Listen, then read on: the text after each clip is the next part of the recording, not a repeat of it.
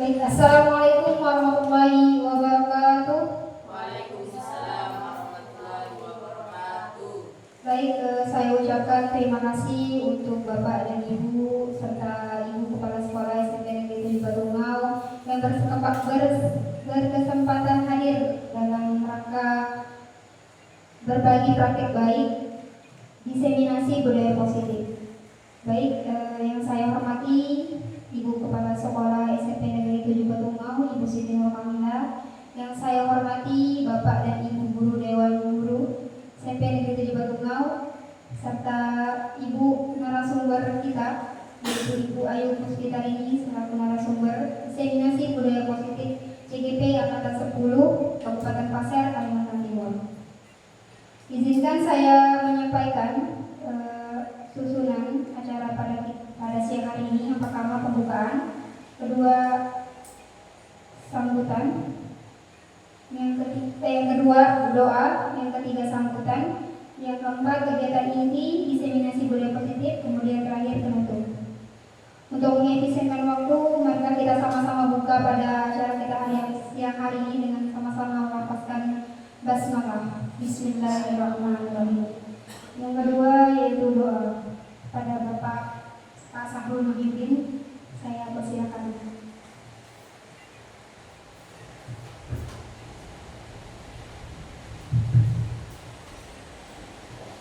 Bismillahirrahmanirrahim.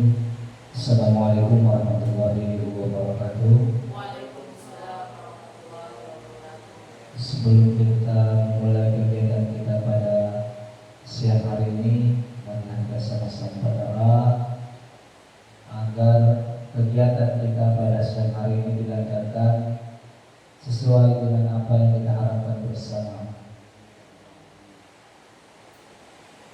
Ila hadratin Nabi Mustafa Muhammad Rasulullah sallallahu alaihi wasallam wa ala alihi wa sahbihi syai'un la ilaha al-Fatihah. A'udzu billahi minasyaitonir rajim. Bismillahirrahmanirrahim. Alhamdulillahirabbil alamin arrahmanir rahim maliki yaumiddin. Iyyaka na'budu wa iyyaka nasta'in. Ihdinas siratal mustaqim. Shiratal ladzina an'amta 'alaihim ghairil maghdubi 'alaihim. Amin amin. Bismillahirrahmanirrahim. Alhamdulillahirabbil alamin. Hamdan syakirin hamdan yu'afi ni'amahu wa yukafi'u mazidah. Ya Rabbi kama yanbaghi li jalali wajhikal karim wa 'azimi sultanik. Allahumma salli ala sayyidina Muhammad wa ala ali sayyidina Muhammad. Allahumma ala haqqa haqqa wa jinnati wa arinal batila batila wa jinati wa wa sallallahu ala khalqihi sayyidina Muhammad nabiyil ummi wa Subhana rabbika rabbil izzati amma yasifun wa salamun alal mursalin. Assalamualaikum warahmatullahi wabarakatuh.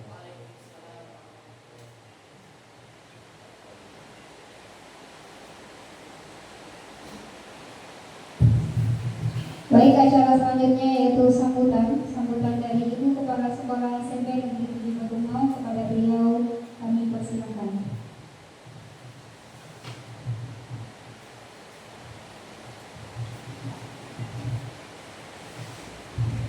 Bismillahirrahmanirrahim. Assalamualaikum warahmatullahi wabarakatuh. Alhamdulillah, selamat siang Ibu Bapak yang berbahagia. Mudah-mudahan tetap semangat di siang hari ini, walaupun cuaca sedikit mendung. Mudah-mudahan tetap semangat. Yang saya hormati Ibu narasumber, Ibu Ayu Puspitarini selaku CGP Angkatan 10. Yang saya hormati Ibu Bapak Guru SMP Negeri 7 Batungau yang berbahagia.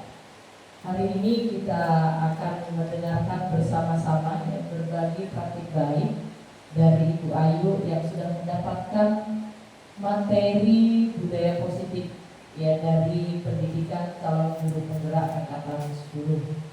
Alhamdulillah beliau sudah sekitar 2 bulan menjalani pendidikan, dan ini merupakan materi yang sangat penting, di mana budaya positif harus membudaya di sekolah kita. Yang dulunya mungkin kita tidak mengenal apa itu budaya positif, ini nanti akan digali lebih dalam lagi berkaitan dengan budaya positif ini.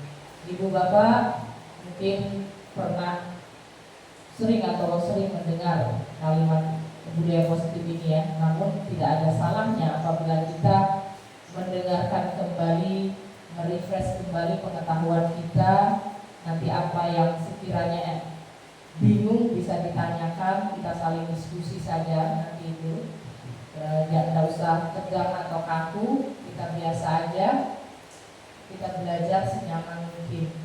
Ya, mungkin itu yang bisa saya sampaikan. Mudah-mudahan apa yang menjadi kegiatan kita pada siang hari ini dapat bernilai ibadah dan memberikan manfaat yang sebesar-besarnya bagi kita dan untuk sekolah kita, yang terkhusus untuk peserta didik SMP Negeri 7 Batulinau, agar mereka bisa mendapatkan pembelajaran yang sesuai dengan zaman sekarang, bisa mendapatkan hak belajarnya ya, dan bisa menjadi anak yang berprestasi dan berkarakter yang baik.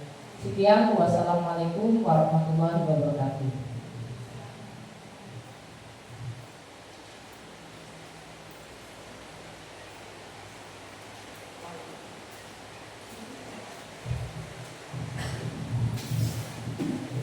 Baik, kita lanjut ke acara selanjutnya, yaitu pemaparan berbagi praktik baik dari kegiatan inti kita, yaitu kepada narasumber Ibu Ayu Puspitarini. Kami persilakan.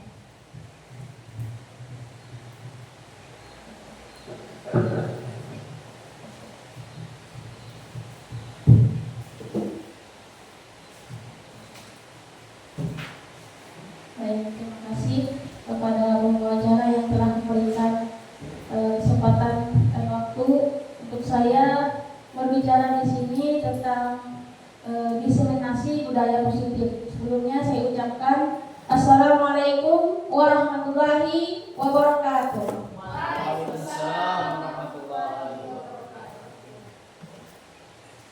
Selamat siang Bapak Ibu guru semua.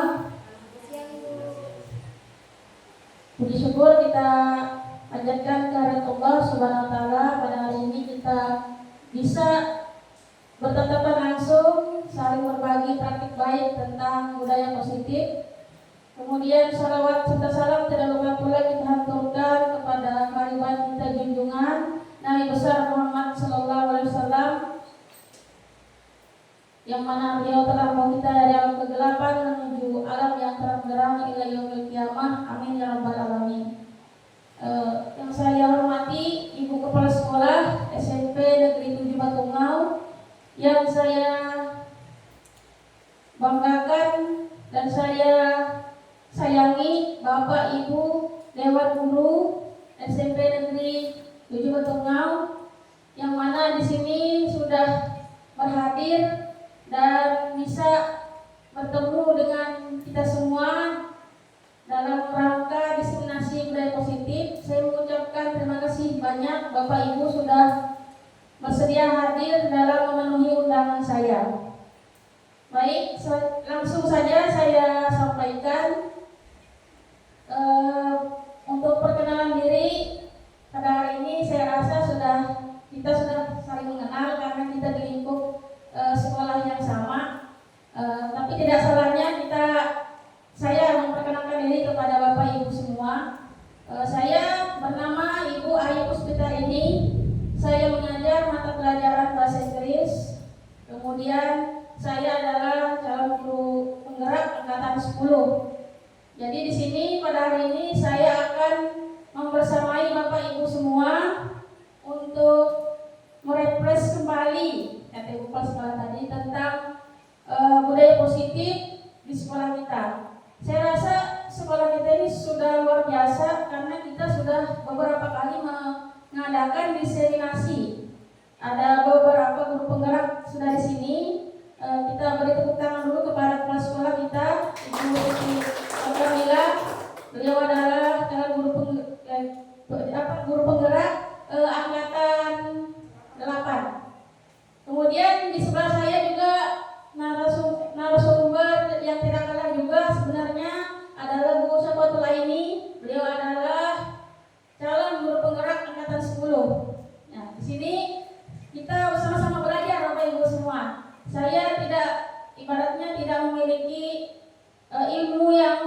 lebih dari Bapak Ibu, karena saya sendiri merasa ada kekurangan dari saya, namun saya berusaha untuk berbagi praktik baik yang sudah saya dapatkan dari pendidikan guru penggerak angkatan 10. Baik, selanjutnya kita ice breaking dulu Bapak Ibu. Saya mohon Bapak Ibu untuk berdiri di tengah. Ice breaking kita pada hari ini adalah mungkin ini untuk memberi sedikit semangat karena sudah siang ya, sudah siang dan juga cuacanya sendu. Nah, di sini ice breakingnya adalah saling berpasangan berdua. Jadi nanti ada yang jadi Alif, ada yang jadi Arif. Ada yang jadi Alif, ada yang jadi Arif. Alif dan Arif. Alif, Arif. Nah, jadi apabila sudah ditentukan, tolong angkat tangan kanan. Tolong angkat tangan kanan. Ya, semuanya. Jadi nanti angkat tangan kanan semuanya ketika saya bilang tangkap Arif. Jadi yang Alif tangkap Arif tangannya saja. Jadi tangan boleh dijauhin kita supaya nggak ketangkap. Jadi lihat dulu siapa yang jadi Arif, siapa yang jadi Alif. Tangan saja, tangan. Angkat tangannya. Ya. Kalau disentuh tidak ditangkap, tidak maksudnya dipegang, itu dengan Bapak. Ya. Boleh diperhadapkan begini. Jadi boleh dorong belakang, boleh ngasih, terserah Bapak Ibu. Kalau lebih baiknya jangan dikasih tangan Bapak Ibu kepada teman. Gitu. Baik, sudah siap semua? Mas Arul sudah siap? Nah, oke. Kita mulai. Tangkap Arif. Yang ditangkap tangan. Ya. Ya, oke. Ini masih permulaan ya Bapak Ibu. Ini sudah fokus ya, kita coba. Tangkap Arif.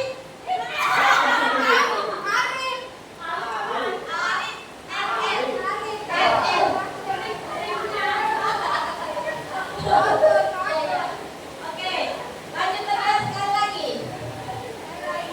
Tangkap Alif. Oke, terima kasih Bapak Ibu. Sangat kita semua. Ya, itu tadi ice breaking tentang tangkap Alif dan tangkap Alif. Ini suasananya sangat seru sekali. Siang dan juga hujan. Jadi agak ini suara ya, maupun juga. Oke, kita lanjutkan.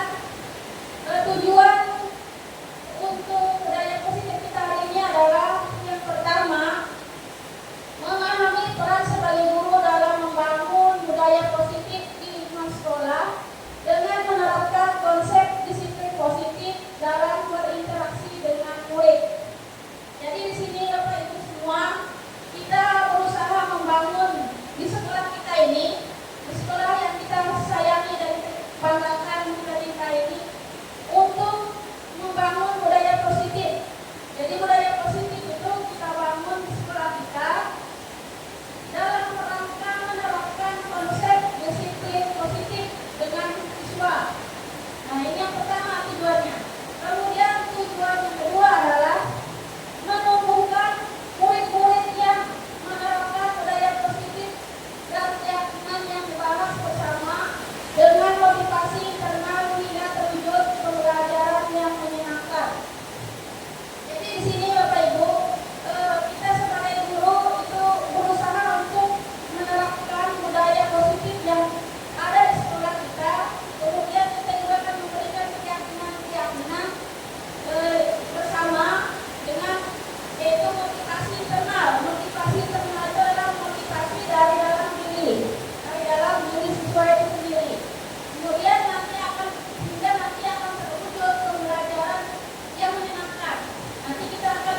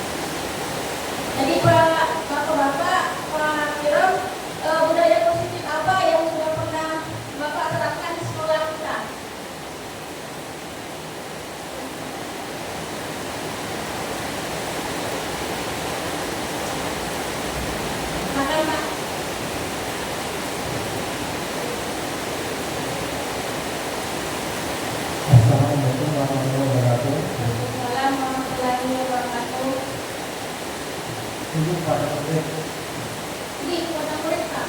kenapa? Karena guru. Terhadap murid. Jadi Bapak sebagai guru melaksanakan budaya positif apa kepada siswa kita di sekolah yang Bapak tanamkan kepada siswa-siswi kita di sekolah?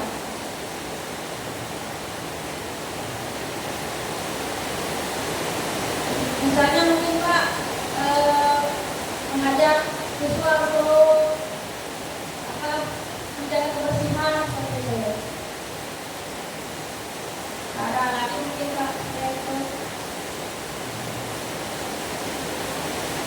atau bisa dari ibu dulu menyampaikan.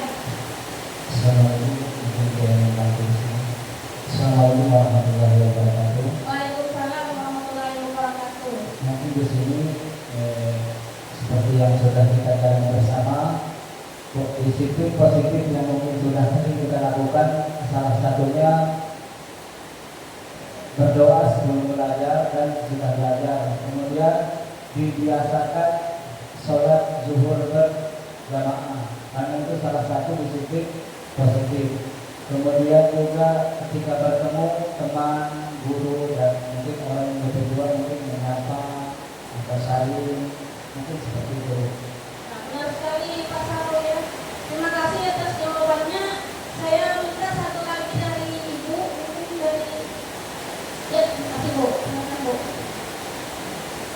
Baik, assalamualaikum warahmatullahi wabarakatuh. Waalaikumsalam warahmatullahi wabarakatuh. Budaya positif yang sudah kita jalankan bersama-sama. Yang saya amati yang pertama bagi ibu bapak guru ya, berdasarkan pengamatan saya, kalau di kelas itu sudah menerapkan namanya keyakinan kelas, ya. Jadi keyakinan kelas. Kemudian budaya untuk menjaga kebersihan sekolah dengan adanya kebiasaan kita zikir salaman, kemudian sholat jamaah bersama jamaah zuhur. Nah, itu merupakan bagian dari budaya positif yang sedang kita terapkan. Kemudian juga kita adakan setiap hari Jumat itu Jumat sehat dan Jumat ibadah. Nah, itu juga bagian dari program-program kita yang mendukung untuk kegiatan budaya positif. Terima kasih. Terima kasih kembali Ibu. Jadi kepala sekolah dan Bapak Sarul guru agama sudah menjabarkan sangat bagus sekali. Kita beri tepuk tangan untuk teman-teman semua. Saya rasa alhamdulillah kita sudah pernah melaksanakan ini. Nah,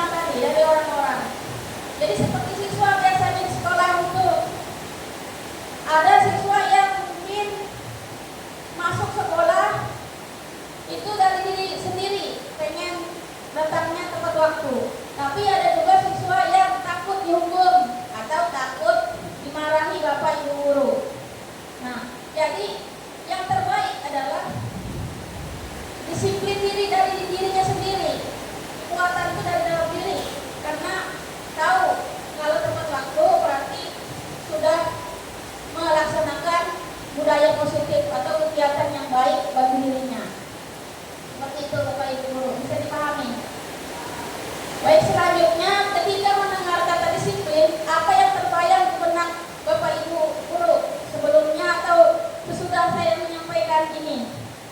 Bisa salah satu dari Ibu atau Bapak guru menyampaikan apa yang terbayang di benak Bapak Ibu mendengar kata disiplin sebelum memahami budaya positif atau sesudah?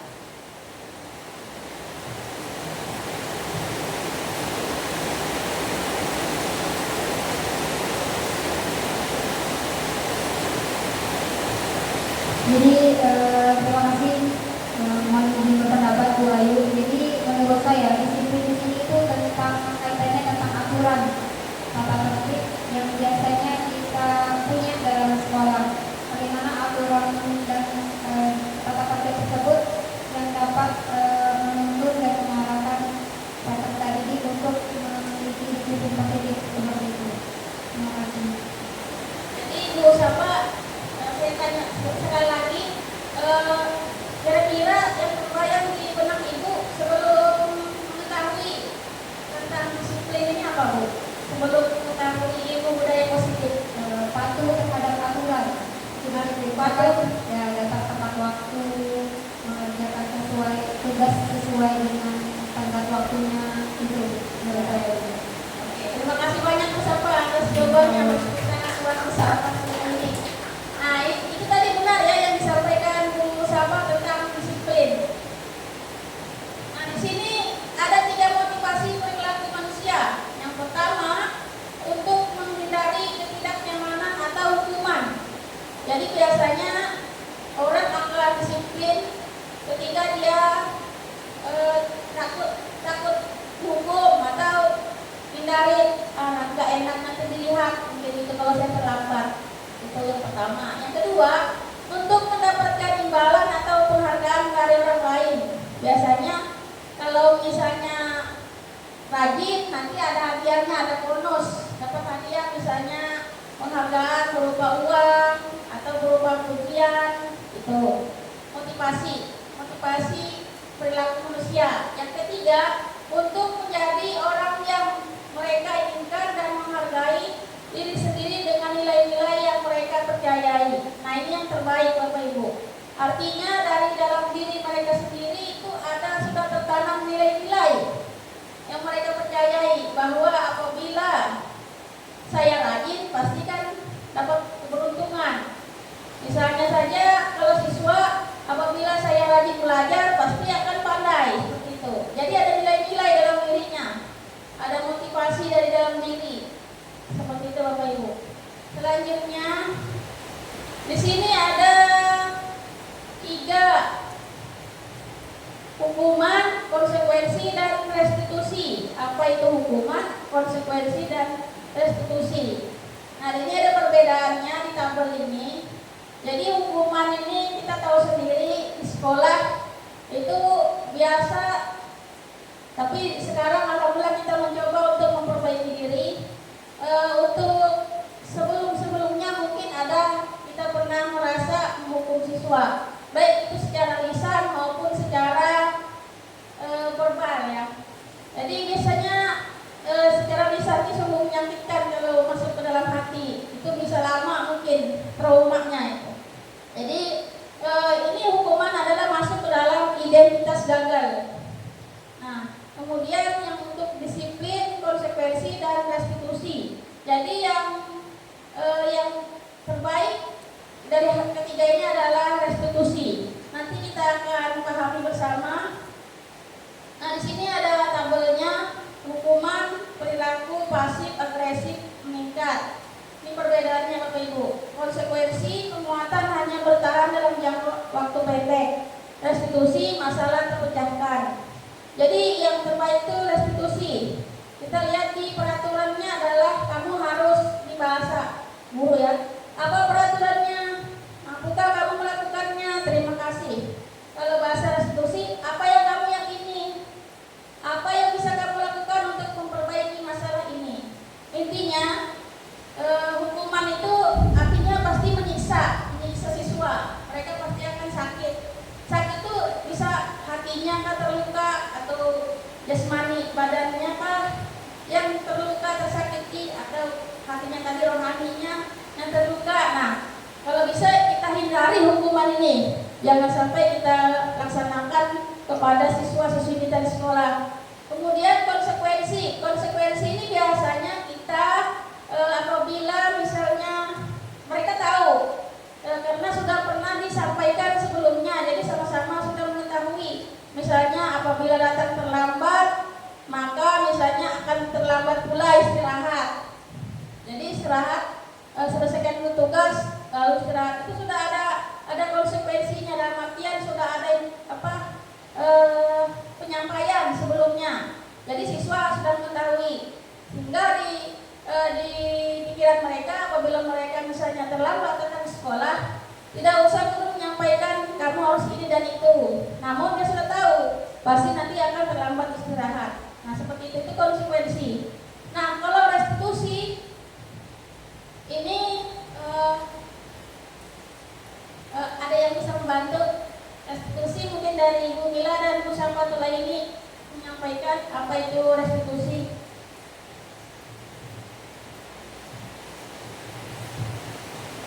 Jadi restitusi itu menurut saya bagaimana cara kita untuk menuntun peserta didik menemukan jalan atau solusi dari permasalahannya. Jadi misalkan suatu anak itu mempunyai masalah, bagaimana cara kita untuk mengembalikan si anak yang salah ini kepada kelompok yang benar. Seperti itu, Bu. Terima kasih. Terima kasih kepada Bu Sarpa yang telah menyampaikan pengertian dari restitusi. Nah itu tadi Bapak Ibu Guru. Jadi ada hukuman, konsekuensi, dan restitusi. Jadi kita mencoba untuk memperbaiki diri kita, berusaha bersama-sama untuk melaksanakan nanti yang namanya restitusi. Nah biasanya kita di sekolah masih di tahap di konsekuensi, ya. Nah kita nanti akan banyak belajar lagi, menggali ilmu lebih dalam, penerapannya seperti apa dalam lingkungan menyelesaikan masalah siswa di lingkungan sekolah. Selanjutnya ini negatif, netral, positif. Nah tadi yang dinamakan hukuman negatif, kemudian yang dinamakan konsekuensi itu netral, dan yang terakhir positif itu adalah restitusi. Misalnya contoh bahasanya kalau hukuman, awas kalau dilakukan lagi ya, nanti awas kamu. Nah ini sambil nunjuk-nunjuk bahasa gurunya. Actingnya seperti ini, awas kalau dilakukan lagi, nah, ya nanti awas kamu. Nah itu awas kamu. Jadi anak ini takut. Nanti mana nih kalau dilakukan lagi nih, marah lagi bapak guru, marah lagi guru, seperti itu. Ini secara lisan. Kemudian kalau yang konsekuensi, lakukan apa yang saya katakan. Ini bahasanya. Lakukan apa yang saya katakan. Itu konsekuensi. Nah positif. Apakah hal ini yang sebelumnya ingin kamu lakukan? Nanya sama murid. Nah, jadi siswa itu bisa menggali sendiri. Apa iya ya sebenarnya? Itu kan jadi dia berpikir sendiri. Nah, sehingga nanti akan keluar daya nilai-nilai positif yang mereka ingin lakukan dari dalam diri mereka sendiri. Nah, kita lanjut ke Ibu. Di sini kita akan mencoba beberapa, mungkin ini adalah kasus di sekolah yang biasa terjadi. Kira-kira kasus ini yang manakah hukuman, yang manakah konsekuensi? Nah, jadi nanti Bapak Ibu bisa menentukan, oh ini hukuman, ini konsekuensi. Bisa nanti saya tanya satu persatu, jadi nanti di bagian sini kita sama-sama dulu. Nah, yang pertama, mencatat 100 kali di dalam buku kalimat, saya tidak akan terlambat lagi karena terlambat ke sekolah. Kira-kira hukuman atau konsekuensi? Hukuman, ya. Betul ya Bapak Ibu. Kita lanjut lagi. Lari mengelilingi lapangan basket 2 kali karena terlambat hadir sekolah. Hukuman. Membersihkan karetan yang dibuatnya di meja tulis. Konsekuensi. Murid diminta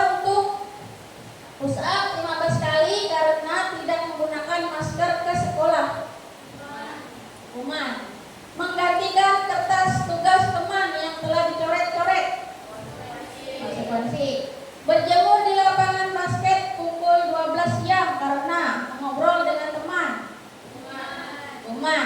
Murid diminta bertelanjang kaki sepanjang hari karena tidak menggunakan sepatu warna hitam sesuai peraturan sekolah, hukuman. Ya, bagus sekali. Beri tepuk tangan untuk kita semua. Ya, ini kita coba Bapak Ibu yang bagian duduk ya. Saya minta jawaban dari Pak Sahrul. Duduk di bangku di pinggir lapangan pada jam istirahat tidak diizinkan bermain oleh guru piket karena mencederai teman saat bermain di lapangan. Gimana Pak? Hukuman atau konsekuensi? Bagaimana teman-teman yang lain? Hukuman. Oke, ya lanjut Pak. Pak Sarul ya. Sekarang saya minta tolong sama Bu Mira terlambat hadir di pembelajaran daring 15 menit dan diminta untuk tinggal 15 menit sesudah kelas usai untuk membahas ketertinggalan pembelajaran. Gimana Bapak Ibu? Betul. Tangan. Kita lanjut lagi. Lari mengelilingi lapangan basket 2 kali karena terlambat 10 menit untuk pelajaran PJOK. Berarti frekuensi. Bagaimana? Betul. Pak Kirom. Membersihkan WC sekolah karena mematahkan pensil.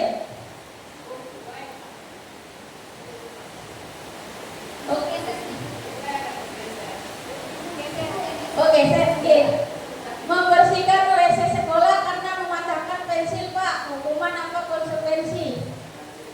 Konsekuensi, bagaimana Bapak Ibu? Hukuman.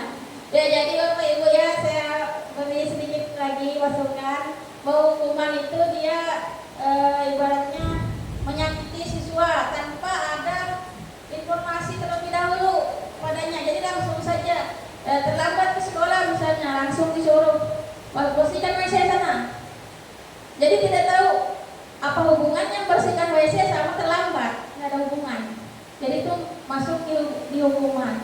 Kalau konsekuensi itu dia sudah ada informasi terlebih dahulu. Jadi apabila terlambat pasti ada nanti, bukan yang ibaratnya yang menyakiti, tapi di mana dia memposisikan diri ini salah, tapi yang harus dikerjakan tuh seperti ini. Jadi ada hukumannya lah, levelnya. Jadi kayak tadi terlambat sama dia istirahatnya agak lambat karena memang awalnya dia masuk lambat. Jadi sesuai itu. Kalau dengan hukuman yang tadi membersihkan WC dengan terlambat nggak ada sangkut paut seperti itu Bapak Ibu. Nah, kita lanjutkan keyakinan kelas. Nah, di sini ada gambar siswa kita dan siswi. Ini kelas 8. Saya kebetulan melalui kelas 8. Saya yakin dan percaya Bapak Ibu di sini juga pernah melaksanakan keyakinan kelas. Karena sudah pernah disampaikan juga oleh narasumber kita tahun 2023 oleh Kepala Sekolah Ibu Siti Nur Kamila tentang keyakinan kelas, dan kita sudah pernah melaksanakan di sekolah kita. Nah, ini adalah contoh keyakinan kelas. Keyakinan kelas ini ada beberapa ketentuan. Yang pertama, keyakinan kelas bersifat lebih abstrak daripada peraturan yang lebih rinci dan konkret. Ini perbedaannya dengan peraturan. Yang kedua, keyakinan kelas berupa pernyataan universal, artinya menyeluruh. Kemudian pernyataan keyakinan kelas senantiasa dibuat dalam bentuk positif. Keyakinan kelas hendaknya tidak terlalu banyak sehingga mudah diingat dan dipahami oleh semua warga kelas. Keyakinan kelas sebaiknya sesuai yang dapat diterapkan di lingkungan tersebut. Yang selanjutnya, semua warga kelas hendaknya ikut berkontribusi dalam penguatan keyakinan kelas lewat kegiatan curah pendapat, dan terakhir bersedia meninjau kembali keyakinan kelas dari waktu ke waktu. Nah, saya rasa sudah pernah kita laksanakan, makanya nanti ke depan kita akan selalu meninjau keyakinan kelas kita di kelas apakah masih sesuai atau perlu dirubah sesuai dengan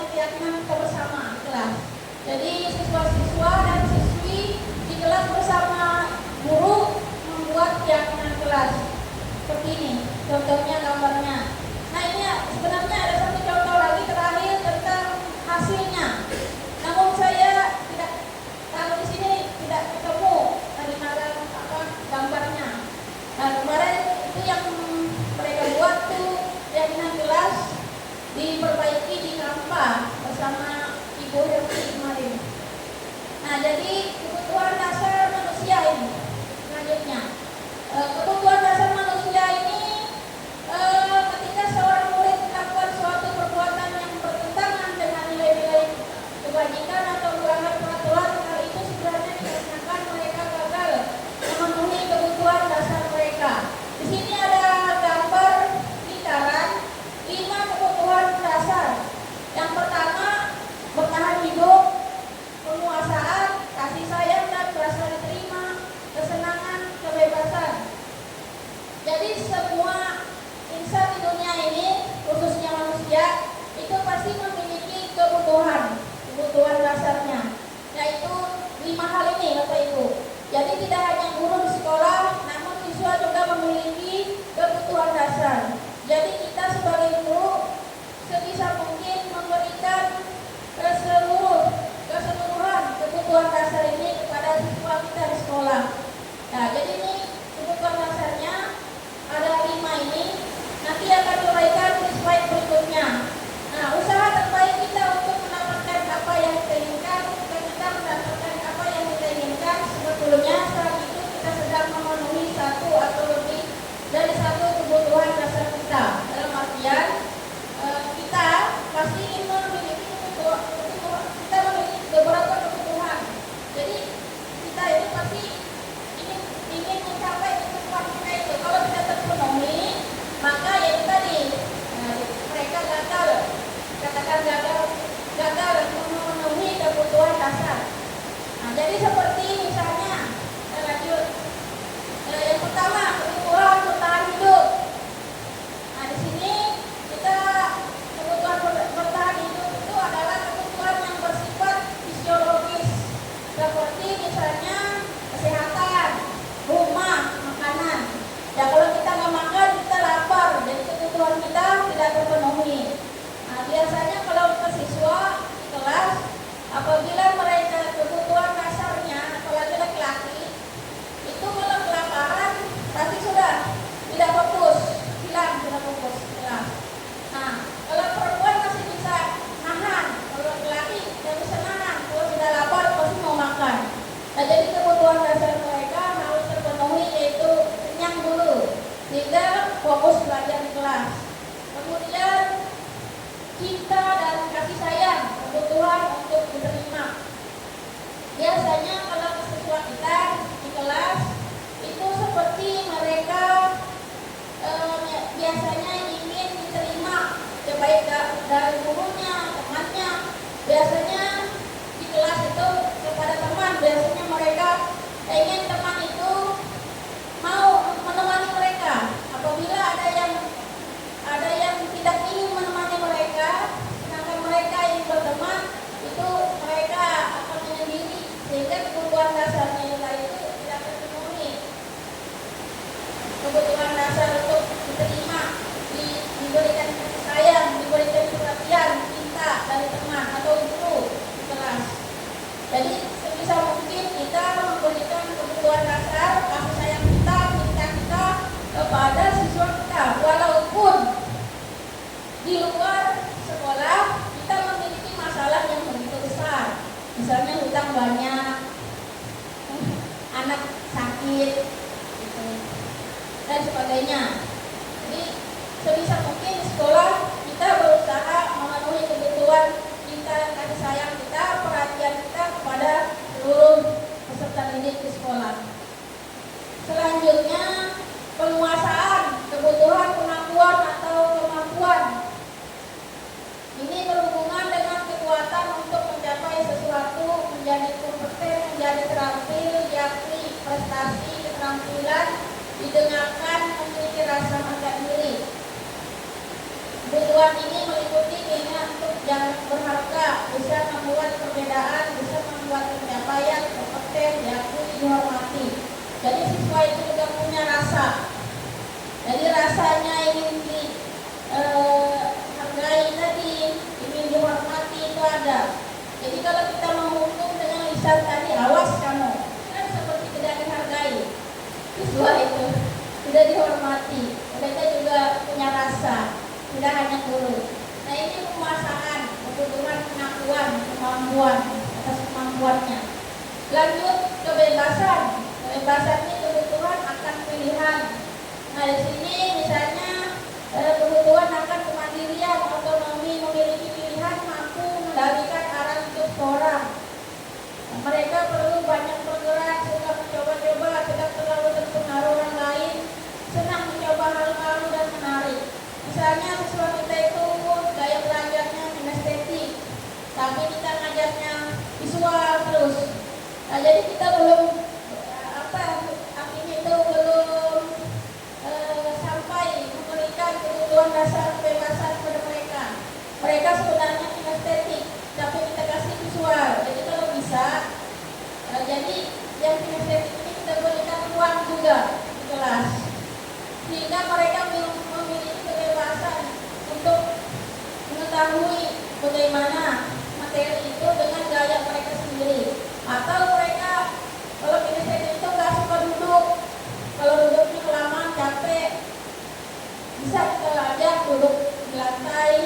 Atau mereka ingin belajar di luar lingkungan sekolah, bisa kita ajak ke halaman sekolah, atau duduk-duduk di bawah pohon, atau duduk-duduk di musola, atau duduk dibawa ke misalnya ke perpustakaan, ke lab dan sebagainya.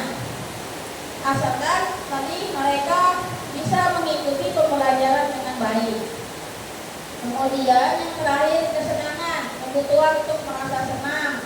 Jadi siswa-siswa ini dia mencari kesenangan, bermain dan tertawa. Makanya kita biasanya ajak kalau dia suntuk di kelas jam siang, apalagi kita jam terakhir mata pelajaran sulit, bahasa Inggris atau matematika, panas rasanya sedangkan lapar, dan kita ajaklah kebutuhan dasar mereka dengan senang-senang dulu, yaitu ice breaking.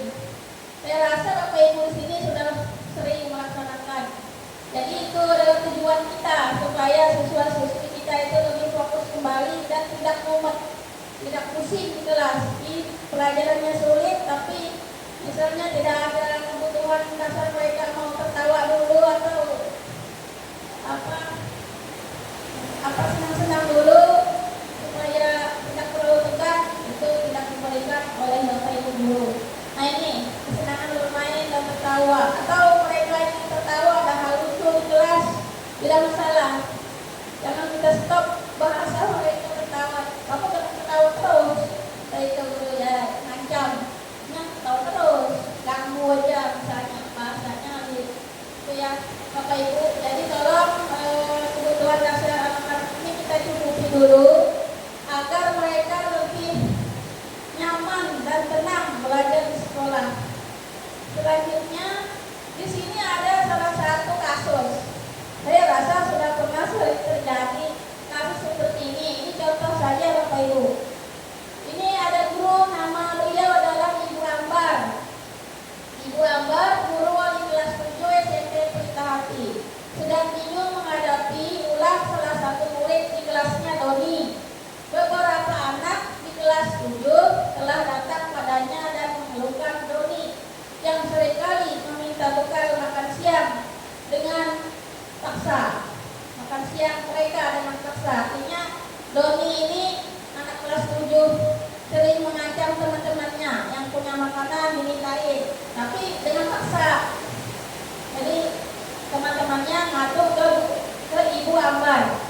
Jadi pertanyaan di bawahnya bisa dijawab, jika Anda menghadapi situasi seperti Ibu Ambar, apa yang akan Anda lakukan? Bisa dijawab Bapak Ibu salah satu. Silakan Bu Sahabat. Baik, terima kasih. Di sini kita lihat kasusnya Doni yang sering merampas bekal atau makanan temannya. Mohon izin berpendapat Bu Ayu. Jadi yang saya lakukan jika saya berada pada posisi Ibu Ambar itu pertama melakukan pendekatan kepada peserta didik itu untuk membangun hubungan dan kepercayaan dengan peserta didik tersebut. Kemudian kedua, menanyakan alasannya mengapa anak tersebut sampai melakukan hal itu. Kemudian kita gali juga apakah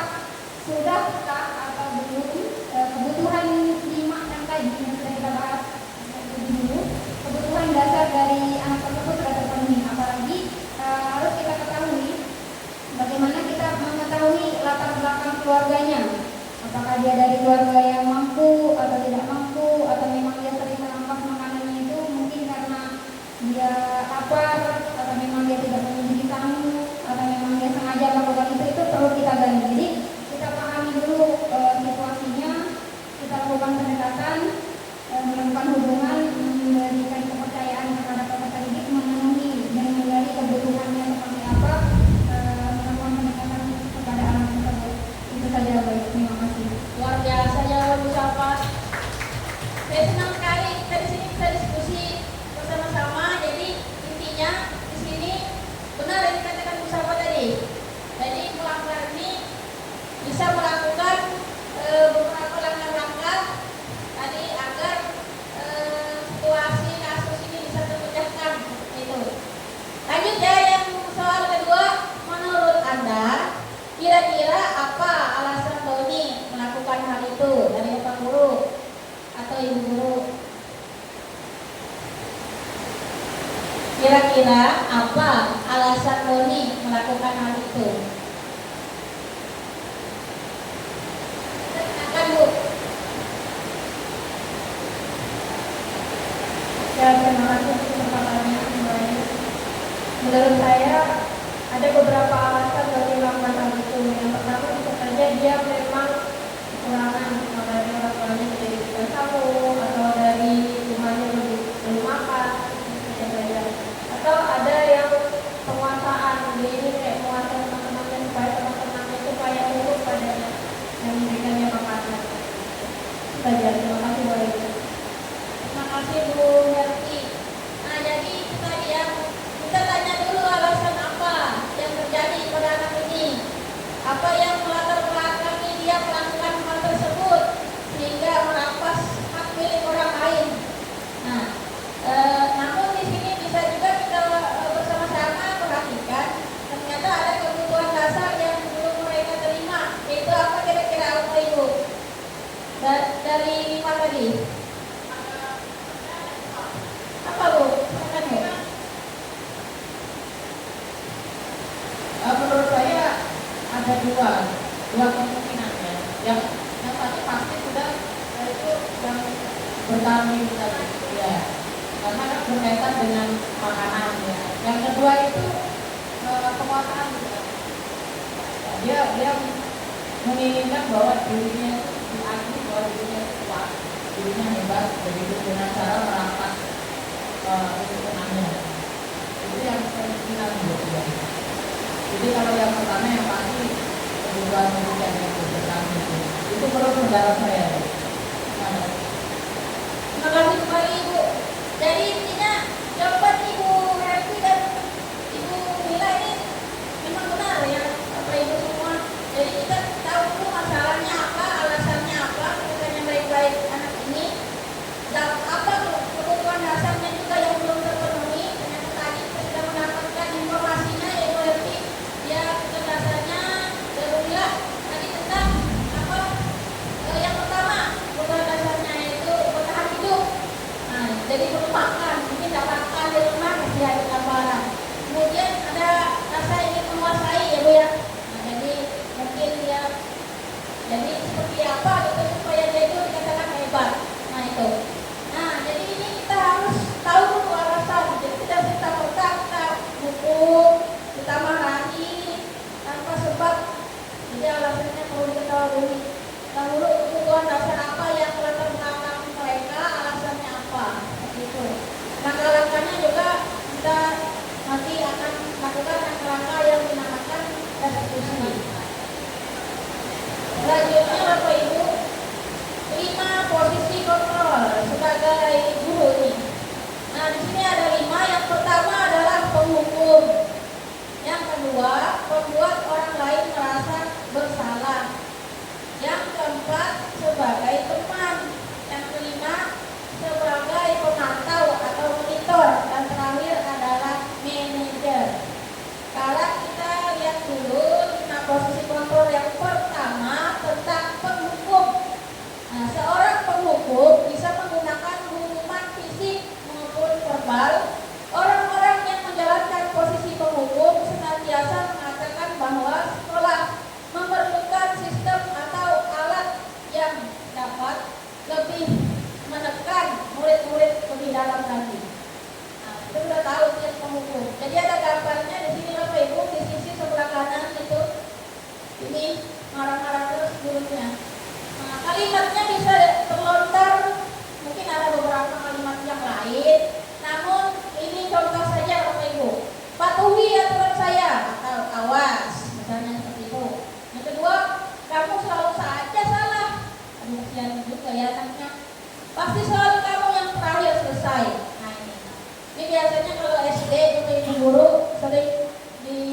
kan itu. Ini kalau lambat tulis misalnya, aku terus lain, ada yang lain kan? Nah, kan itu ngomong. Kemudian yang kedua, membuat orang lain merasa bersalah. Pada posisi ini biasanya guru akan bersuara lebih lembut. Membuat orang merasa bersalah akan menggunakan keheningan yang membuat orang lain merasa tidak nyaman, bersalah atau rendah diri. Ini agak rendah sedikit intonasinya Bapak Ibu. Contohnya, ibu sangat kecewa sekali dengan kamu. Berapa kali Bapak harus memberitahu kamu ya? Yang terakhir, gimana coba kalau orang tuamu tahu kamu berbuat begini? Agak pelan intonasinya Bapak Ibu. Jadi kayak anak ini merasa bersalah. Jadi ya gimana ya? Misalnya gitu. Jadi mikir, tapi di hatinya misalnya saya ini atau aku ini salah. Seperti itu Bapak Ibu. Yang ketiga, guru ini posisi kontrolnya dinamakan teman. Ini penjelasannya, guru pada posisi ini tidak akan menyakiti murid, namun akan tetap berupaya mengontrol murid melalui persuasi. Posisi teman pada guru bisa negatif ataupun positif. Positif di sini berupa hubungan baik yang terjalin antara guru dan murid. Nah, jadi ini sama teman itu seperti berteman. Nah, kalimatnya bisa begini. Ayo bantulah, ini bapak ya, tanya. Ayo ingat, tidak bantuan. Ayo ingat, bantu ibu selama ini, tanya. Ya sudah kali ini tidak apa-apa. Nanti ibu bantu bereskan. Ini kayak ngajak berteman bahasanya. Nah, ini posisi kontrol sebagai teman. Selanjutnya, monitor atau memantau. Pada saat kita mengawasi, kita bertanggung jawab atas perilaku orang-orang yang kita awasi. Contoh kalimatnya, peraturannya apa? Mengingatkan gitu ya Ibu, jadi mantau itu muridnya. Apa yang mereka lakukan? Ingat misalnya. Sanksi atau konsekuensinya apa? Kalau terlambat, sanksinya apa? Misalnya. Kalau misalnya mengganggu teman, konsekuensinya apa? Jadi ingatkan kembali. Kemudian yang terakhir adalah manajer. Nah, di sini manajer ini penjelasannya cukup panjang. Nah, posisi terakhir manajer adalah posisi mentor di mana guru berbuat sesuatu bersama dengan murid, mempersilahkan murid mempertanggungjawabkan perilakunya, mendukung murid agar dapat menemukan solusi atas permasalahannya sendiri. Jadi artinya guru itu sebagai manajer itu sebagai posisinya sebagai mentor. Jadi kita itu membersamai murid untuk bersama-sama mempersilahkan murid mempertanggungjawabkan perilakunya, mendukung murid menemukan solusi. Jadi ada masalah, kita sama-sama menyelesaikan masalah itu tadi sehingga mendapatkan solusi dari bersama-sama dengan guru tadi dari ibaratnya kolaborasi antara guru dan murid, jadi membersamai guru. Jadi sehingga diri siswa itu bisa mengenali nilai-nilai apa yang harusnya mereka laksanakan. Jadi mereka bisa menggali sendiri dari posisi kontrol guru yang terbaik di sini. Kira-kira yang mana teman-teman pilih? Kira-kira maunya manajer. Nah, saya tadi ada sebentar apa? Ada di sini tadi kertas warna-warni. Nah, Bapak Ibu bisa tulis di sini. Bapak Ibu biasanya sebagai apa di kelas atau di sekolah? Apakah pernah menjadi manajer atau pernah jadi pemantau? Apakah pernah menjadi teman terhadap murid atau sering menghukum? Nah, ini boleh ditulis di kertas ini, nanti bisa disampaikan. Minimal satu saja Bu, yang sering Bu ya, paling sering. Nanti bisa disampaikan kira-kira mengapa Bapak Ibu melakukan hal tersebut.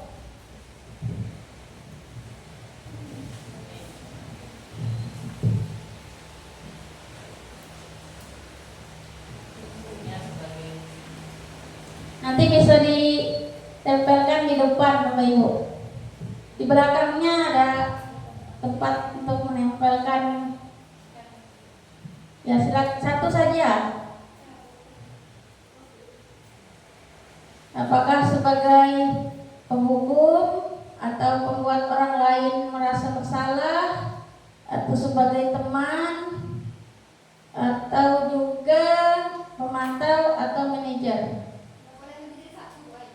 Satu saja Bu, yang paling sering menurut Ibu. Nanti tolong sampaikan mengapa Ibu lakukan hal tersebut.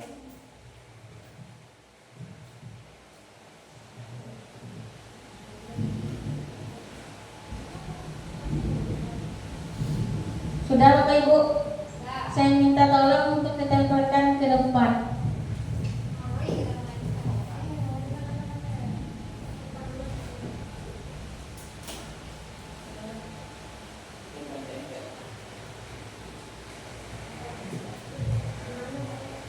Di bawah layar saja Bu.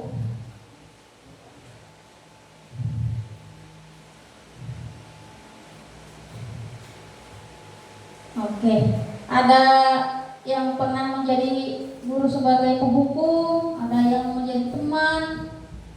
Ini Bu Sapa sebagai teman juga.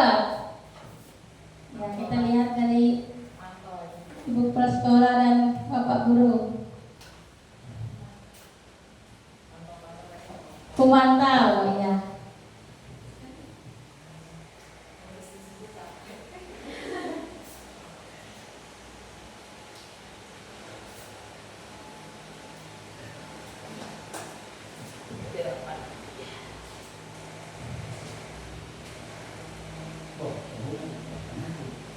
Sebagai teman, oke. Terakhir sebagai penghukum. Di sini ada dua sebagai penghukum, dua sebagai teman. Penghukum dua, tiga penghukum. Dua penghukum, teman dua Bu, dua. Pak Sahrul, oh teman 3, nah, pemantau 1. Jadi kita di sini ternyata pernah menjadi penghukum, pernah menjadi pemantau, pernah menjadi teman. Saya minta 1 yang dari penghukum, kira-kira mengapa melakukan hal tersebut.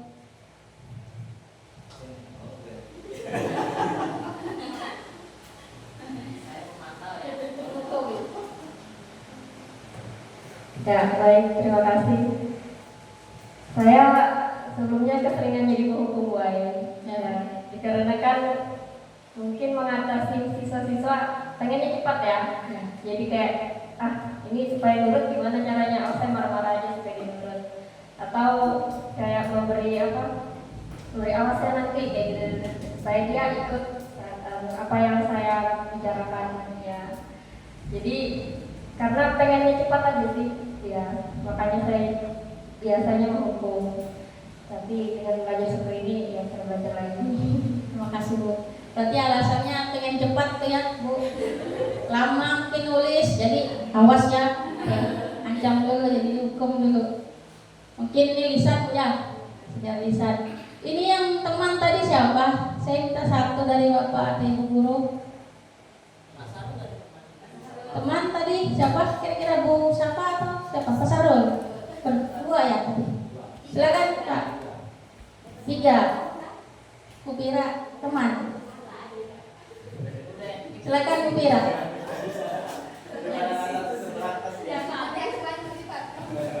Ya baik, terima kasih.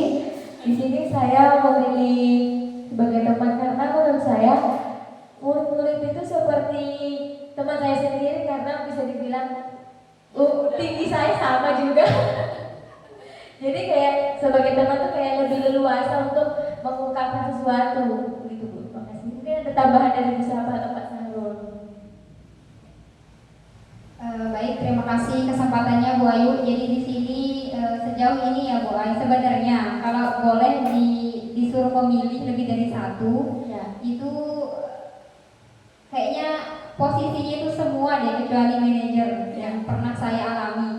Tapi kebanyakannya itu yang saya lakukan adalah memposisikan diri sebagai kontrol itu adalah sebagai teman. Jadi di sini saya kenapa memilih sebagai teman itu?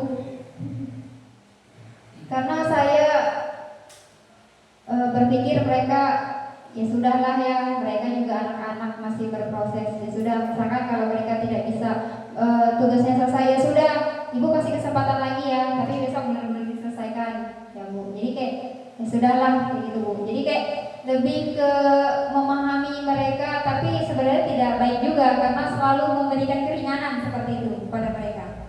Seperti itu Bu Ayu, terima kasih. Terima kasih Bu. Saya rasa yang disampaikan Bu Pira dan Bu Safa tadi tidak salah. Kalau teman itu kan enak ngobrolnya, jadi apa yang disampaikan mungkin sampai. Tapi ya itu tadi ada kekurangannya juga seperti yang dikatakan Bu Safa. Karena kita merasa sebagai teman, mereka ya banyak enaknya gitu kan, kesukaan mereka, jadi tidak mengetahui apa kira-kira nilai-nilai dalam diri intrinsik mereka sendiri. Yang terakhir mungkin bisa disampaikan Bu Kepala Sekolah Bu Mila tentang pemantau tadi. Terima kasih. Tadi kan yang ditanyakan yang sering dilakukan Bu. Jadi saya mengajar itu dari tahun 2008 dan di situ saya jarang marah sebenarnya ya. Pada saat saya jadi guru dulu kan jarang marah. Jadi lebih kepada saya itu orang yang taat aturan gitu. Dan dari kecil saya diajarkan bahwa harus taat aturan. Dulu bahasanya harus disiplin. Nah, dulu. Jadi begitu juga yang saya terapkan kepada anak-anak bahwa aturannya begini. Kalau kamu tidak seperti yang aturan yang sudah kita sepakati, apa konsekuensinya? Misalkan bahwa selalu ada peraturan, misalkan di sekolah ada ini aturannya rambut harus pendek. Tetapi saya harus selalu sampaikan, kalau rambut tidak pendek nanti akan digunting, barangkali begitu. Nah, kalau kamu tidak gunting di luar sesuai batas ini ketentuannya, ya pihak sekolah yang akan menggunting. Nah, seperti itu. Menurut saya itu bukan hukuman, tapi suatu konsekuensi. Tetapi di sini kadang jiwa emak-emak ini kan melekat sangat erat ya.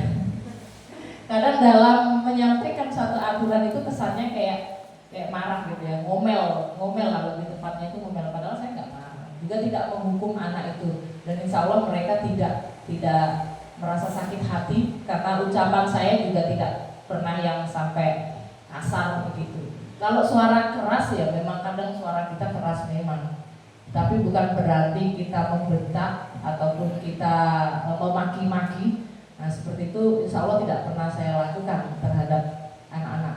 Adapun untuk posisi control manager, tadi karena yang ditanyakan yang sering dilakukan, ini nggak sering saya lakukan. Dan tahunya ilmu ini juga baru saya. Jadi sesekali pernah dilakukan, pernah dipraktekkan. Namun memang di posisi control manager ini untuk hasilnya itu tidak bisa langsung kita lihat bahwa anak langsung berubah. Itu butuh proses yang mungkin nggak saat ini tapi entah bulan depan atau bahkan tahun depan. Nah kalau kita mau yang cepat ya seperti yang dikatakan Bu Herti, marah-marah aja. Hati puas ya. Itu yang saya pahami Bu ya. Terima kasih. Terima kasih kepada Bapak Ibu guru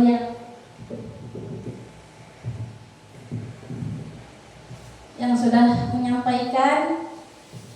Saya senang sekali di sini bisa berdiskusi dengan Bapak Ibu semua. Sebenarnya saya itu tidak, tadi saya katakan tidak merasa lebih tahu karena kita di sini sambil belajar. Saya belajar, Bapak Ibu belajar, kita sama-sama belajar. Ternyata kita sering melakukan hal tersebut. Nah, ternyata ada lebih posisi yang lebih baik, yang namanya posisi kontrolnya adalah manajer tadi.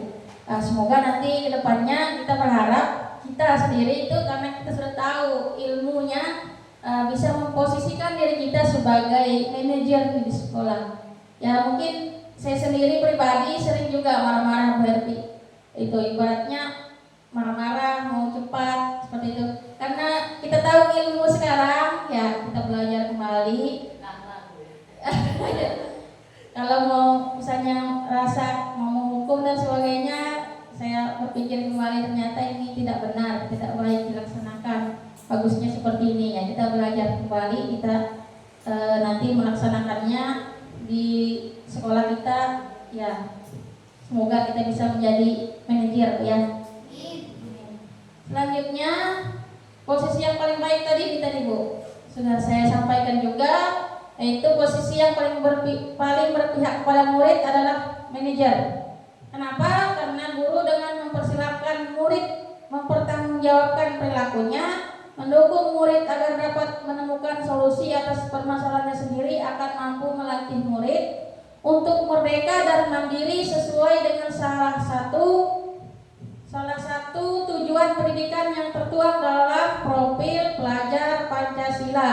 Untuk menjalankan posisi kontrol manajer diharapkan guru menggunakan model disiplin yang berpusat kepada murid dengan menggunakan pendekatan restitusi. Nah, di langkah terakhir nanti kita akan mempelajari apa itu restitusi, bagaimana langkah yang kita laksanakan agar posisi kita ini nanti bisa disebut dengan manajer. Seperti itu Bapak Ibu.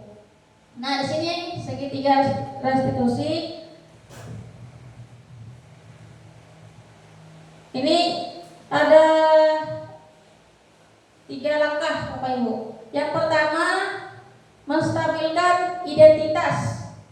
Teori kontrolnya, kita semua akan melakukan hal terbaik yang bisa kita lakukan. Ini bahasanya. Teori kontrolnya. Yang kedua, validasi tindakan yang salah. Semua perilaku memiliki alasan. Yang ketiga, menanyakan keyakinan. Kita semua memiliki motivasi internal. Jadi motivasi internal, nilai-nilai budaya positif itu yang sebenarnya kita inginkan, yang terpancar dari dalam diri siswa itu sendiri.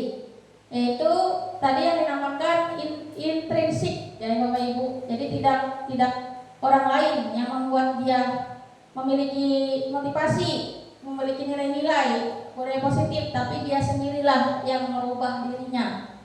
Nah, yang ini adalah segitiganya Bapak Ibu bisa dilihat di situ. Jadi yang tadi seperti langkah-langkahnya itu kita menstabilkan identitas dulu.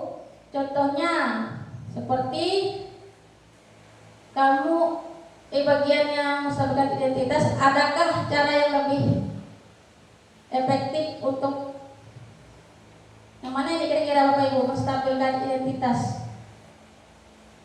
Yang kedua, validasi tindakan yang salah. Nah, itu kalimat-kalimatnya di sebelahnya Bapak Ibu. Menanyakan keyakinan sebelahnya. Ya itu. Di sebelahnya itu adalah kalimat-kalimat dari 3 langkah segitiga restitusi. Itu contoh saja. Ya. Menanyakan keyakinan yang terakhir. Oke, sekarang ada contoh ini Bapak Ibu. Saya beberapa hari yang lalu sudah melaksanakan penyelesaian kasus segitiga restitusi. Jadi saya gunakan langkah segitiga restitusi ini kepada salah satu siswi kita, itu kelas 8. Kebetulan anak ini beberapa kali tidur di kelas. Kalau siswi kita ini sebenarnya yang saya lihat memiliki banyak prestasi.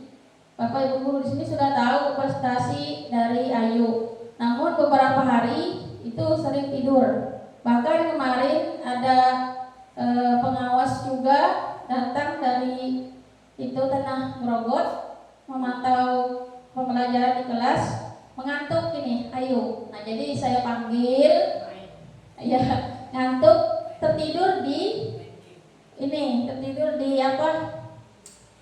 karpet seperti itu. Nah, jadi saya panggil, begini videonya Bapak Ibu, langkah-langkah. Bentar.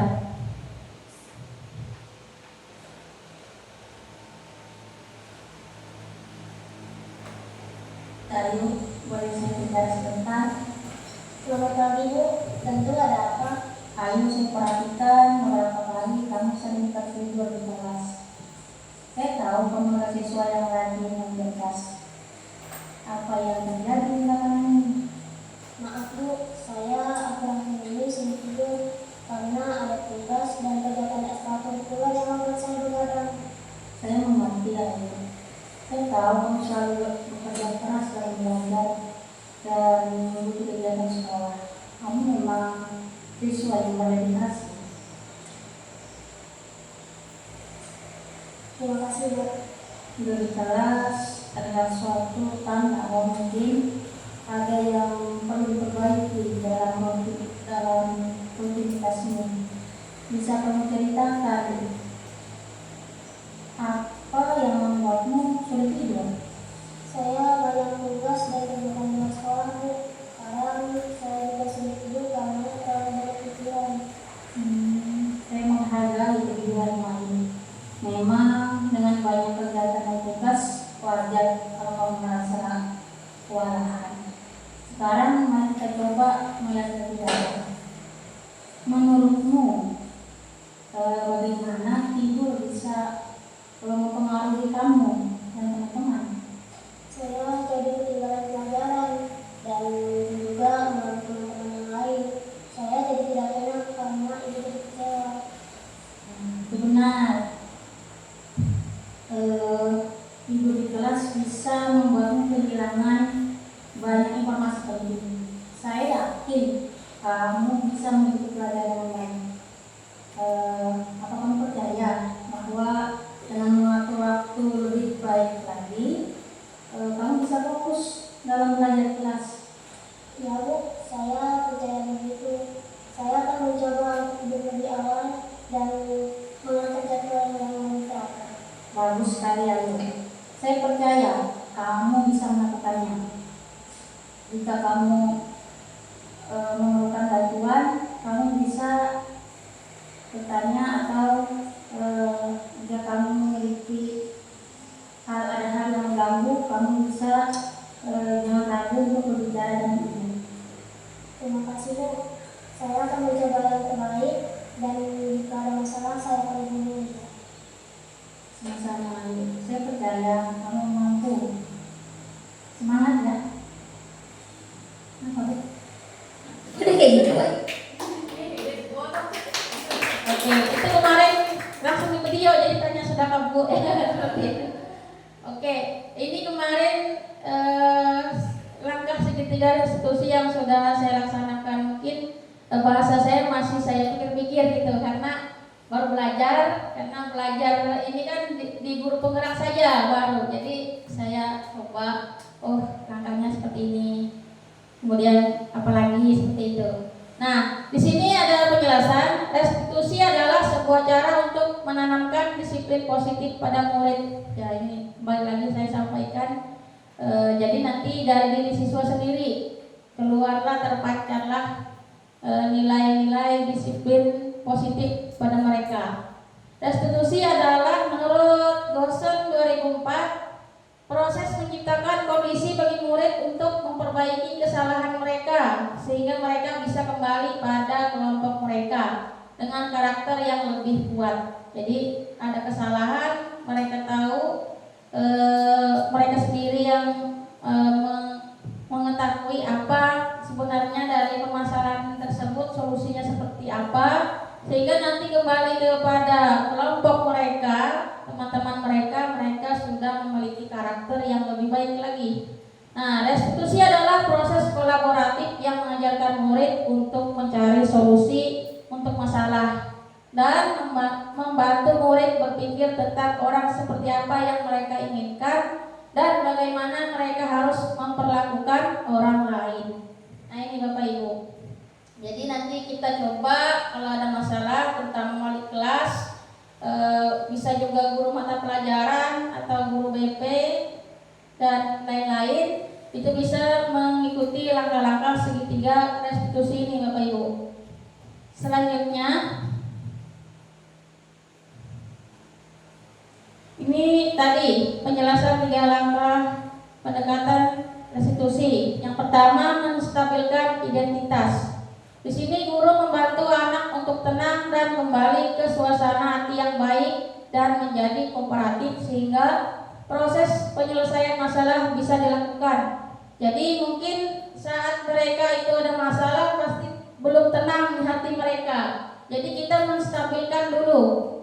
Jadi identitas mereka kita stabilkan dengan mengajak mereka berkolaborasi. Jadi guru kooperatif di sini ya, menyelesaikan masalah anak tersebut. Kita ajak ketenangan dulu Bapak Ibu.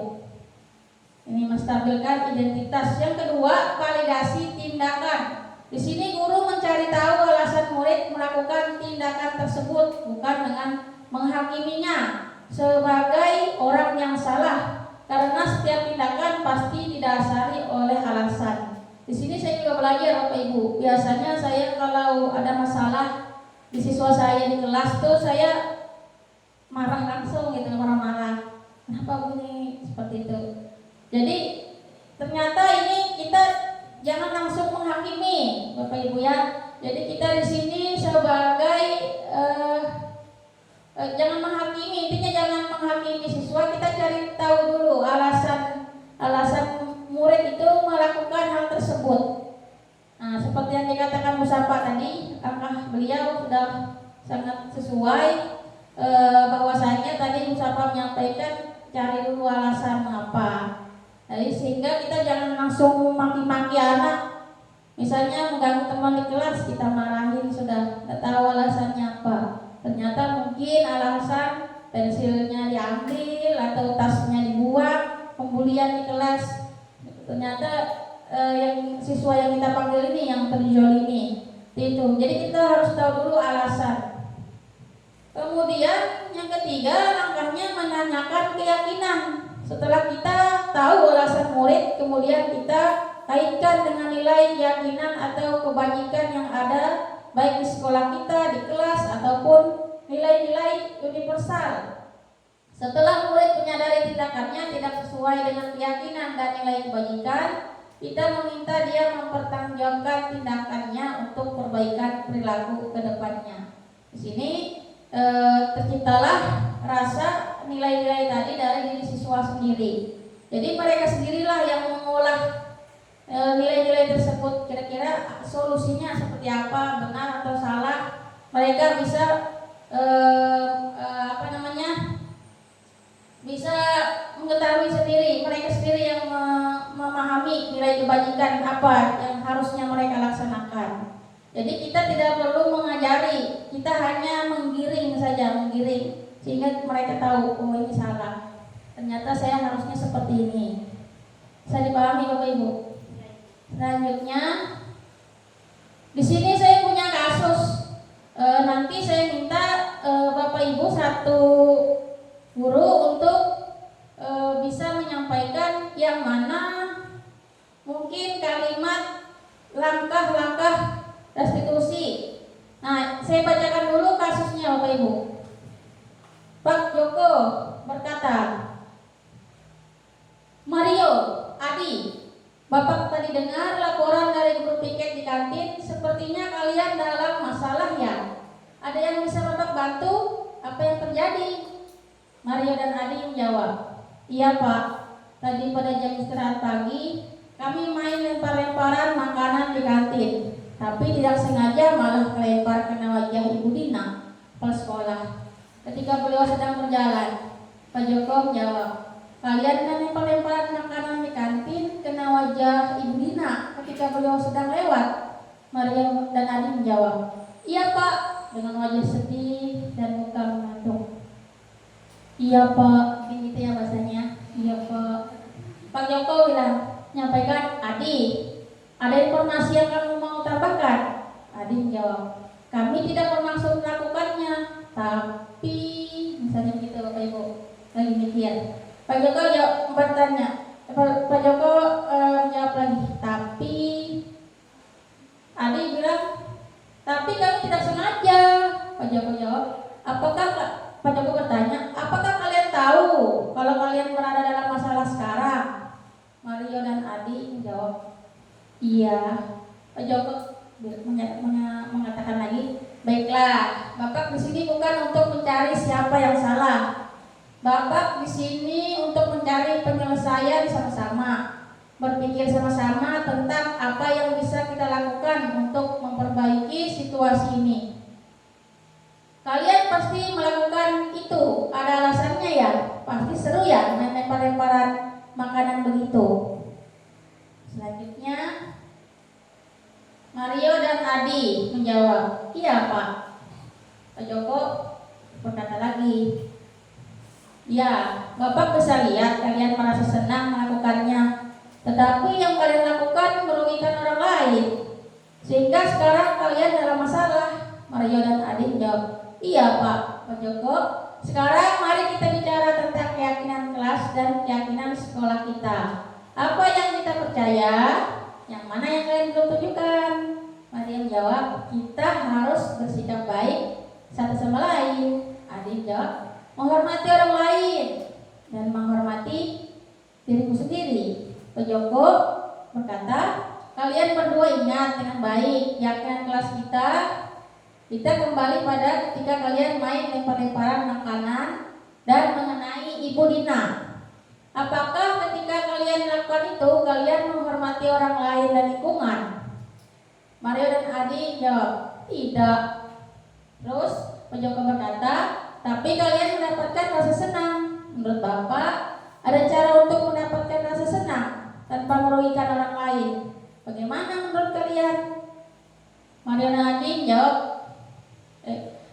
Maria dan Adi menjawab, iya Pak. Pak Joko berkata, nah sekarang mari kita selalu melaksanakan keyakinan kelas kita. Besok kita ke kantin dan kalian bisa berperilaku lebih baik lagi.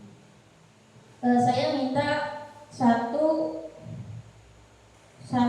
Bapak Ibu guru yang nanti bisa menyampaikan yang mana langkah menstabilkan identitas, yang mana maksud saya yang mana kalimat menyampaikan menstabilkan identitas, yang mana kalimat validasi tindakan yang salah, dan yang mana menanyakan keyakinan. Dari kasus Mario dan Adi. Jadi tadi kan ada 3 langkah segitiga restitusi, yang mana kalimat yang menyampaikan di situ memvalidasi tindakan. Kemudian yang mana yang bagian menstabilkan identitas, dan terakhir yang mana yang pertama yang mana menstabilkan identitas, yang mana validasi tindakan yang salah, yang mana yang menanyakan keyakinan. Ya, Bu siapa tadi duluan? Silakan Bu. Werbi. Oke, silakan Werbi. Ya, terima kasih untuk kesempatannya Bu Ayu. Untuk yang menstabilkan identitas, menurut saya ketika Pak Joko bilang, baiklah Bapak di sini bukan untuk mencari siapa yang salah, Bapak di sini untuk mencari penyelesaiannya sama-sama. Gitu Ibu. Ya, masih seru ya melempar-lempar makanan gitu. Nah, untuk yang langkah kedua bisa Next ya Bu. Nah, untuk validasi tindakan yang salah, menurut saya ketika Pak Joko bilang, ya Bapak lihat kalian merasa senang melakukannya, tetapi yang kalian lakukan merugikan orang lain, sehingga sekarang kalian dalam masalah. Dan untuk yang terakhir, keyakinan kelas, ketika Pak Joko menanyakan keyakinan kelasnya. Nah, sekarang mari kita melaksanakan keyakinan kelas kita. Dari atas dulu. Luar biasa ibunya jawabannya ya. Tepuk tangan dulu untuk Werbi. Saya senang sekali di sini Bapak Ibu. Ternyata Bapak Ibu pengetahuan tentang langkah-langkah restitusi ini sudah hafal semua. Saya kadang-kadang jujur saja terbalik-balik, namun saya mencoba untuk sebisa mungkin. Ternyata langkah yang benar tuh seperti ini. Kemudian yang kedua seperti apa? Selanjutnya maunya seperti apa, seperti itu Bapak Ibu. Jadi saya di sini juga belajar, sama-sama belajar dengan Bapak Ibu semua. Nah, terakhir saya ucapkan terima kasih kepada Bapak Ibu guru semua di sini telah meluangkan waktu dan memberikan kepercayaan lebih kepada saya untuk berdiri di depan menyampaikan tentang praktek baik budaya positif. Saya mohon maaf Bapak Ibu apabila saya ada perkataan salah atau tingkah laku saya yang kurang berkenan di hati Bapak Ibu guru semua. Saya mohon doanya juga semoga saya bisa menyelesaikan pendidikan guru penggerak ini sampai selesai dan bisa kedepannya bermanfaat bagi orang lain, khususnya untuk memajukan sekolah, serta selalu kita yang diutamakan adalah siswa, dan siswa. Demikian, salah hilaf mohon dimaafkan. Wabillahi taufiq wal hidayah. Assalamualaikum warahmatullahi wabarakatuh. Waalaikumsalam warahmatullahi wabarakatuh. Baik, Bapak Ibu, itu tadi pemaparan dari narasumber kita, sangat menarik sekali ya materinya. Sangat menarik sekali materi yang sudah Ibu Ayu sampaikan tentang berbagi praktek baik tentang budaya positif.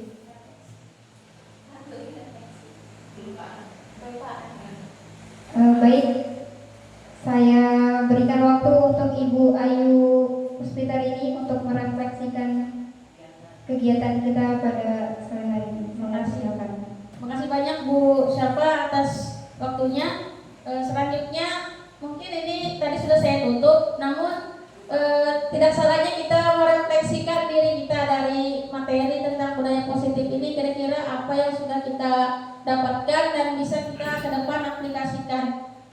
Sebentar Bapak Ibu, saya bukakan dulu untuk pertanyaan.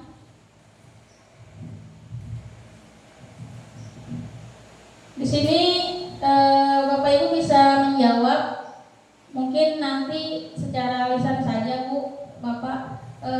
Namun saya nanti minta untuk ditulis, tapi saya belum memberikan kertas yang pas untuk jawaban dari 4 pertanyaan ini. Mungkin nanti Bapak Ibu guru bisa menjawab kira-kira peristiwa apa yang Bapak Ibu alami saat ini kita bertemu di kelas di ruangan ini. Kira-kira peristiwa apa yang terjadi? Silakan Bapak Ibu salah satu bisa menjawab atau semuanya, nggak masalah.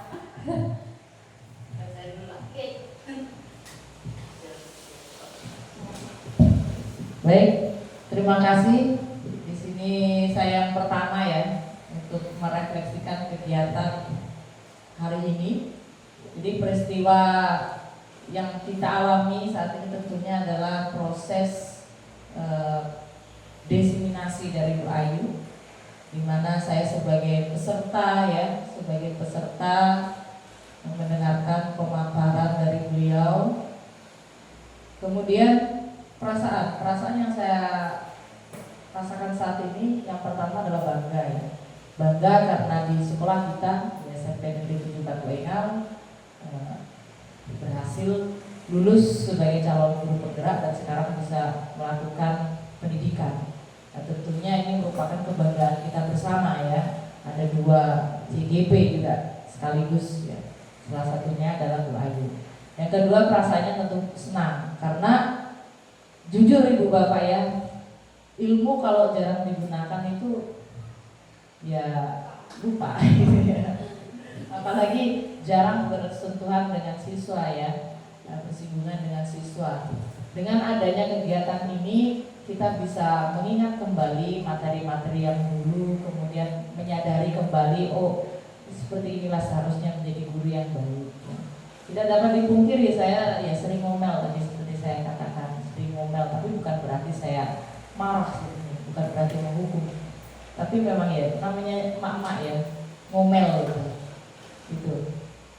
Jadi perasaannya senang ya, dapat merefresh kembali pengetahuan, Kemudian pembelajaran yang didapatkan dari kegiatan ini, tentunya saya dapat mengingat kembali ya, materi-materi yang telah diberikan dulu.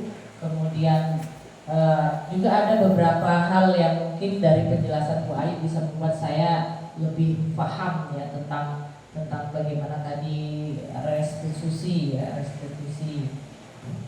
posisi kontrol dan sebagainya.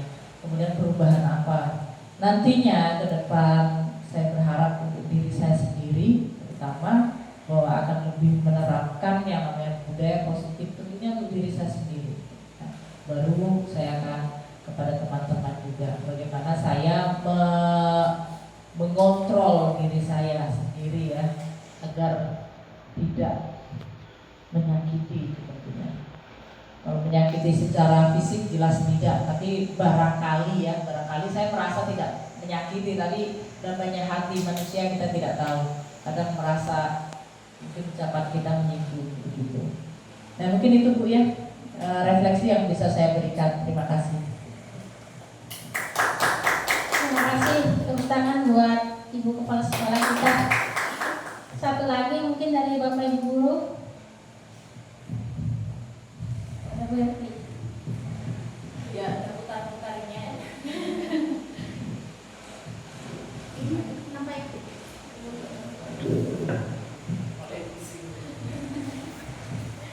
Ya, terima kasih untuk kesempatannya. Dari pembelajaran yang Ibu Ayu lakukan tadi, yaitu diseminasi budaya positif, yaitu peristiwa yang baru saja kita alami, yaitu kita belajar tentang budaya positif. Nah, untuk perasaannya, selama saya belajar, saya senang lagi. Saya mendapatkan pembelajaran yang baru, informasi baru, yang sebelumnya mungkin sudah saya pelajari tapi saya lupakan. Jadi ini saya merefresh lagi pengetahuan saya untuk lebih saya terapkan lagi. Nah, untuk pembelajarannya, banyak pembelajaran yang saya dapatkan tadi tentang budaya positif, posisi guru di sekolah, posisi guru dalam proses pembelajaran, disiplin positif, banyak hal yang saya pelajari tadi. Nah, perubahannya saya harap dapat menerapkan hal-hal positif, budaya positif yang telah saya pelajari tadi di kehidupan sehari-hari saya, juga di dalam proses pembelajaran. Itu saja, terima kasih. Terima kasih kepada Ibu Erti. Beri tepuk tangan yang meriah atas jawaban Ibu Kepala Sekolah dan Ibu Kurikulum kita. Saya senang sekali Ibu di sini. Ternyata ilmu yang sedikit yang saya punya ini bisa membekas bagi Bapak Ibu guru semua. Semoga juga kita bisa melaksanakannya di sekolah kita yang kita sama-sama kita banggakan dan sekolah yang kita sayangi. Terima kasih. Saya kembalikan kepada Ibu Bu Sapatulaini. Baik, terima kasih untuk kegiatan refleksi kita pada sore hari ini. Dengan berakhirnya kegiatan diseminasi budaya positif, kemudian melakukan refleksi bersama, kita sudah berada pada penghujung acara, yaitu acara penutup. Baik Bapak Ibu, marilah kita tutup kegiatan kita pada sore hari ini dengan sama-sama melapaskan hamdalah. Alhamdulillahirrahmanirrahim. Saya selaku moderator mengucapkan terima kasih banyak untuk Bapak dan Ibu sudah berpartisipasi aktif sampai kegiatan kita selesai pada hari ini. Mohon maaf jika saya memiliki banyak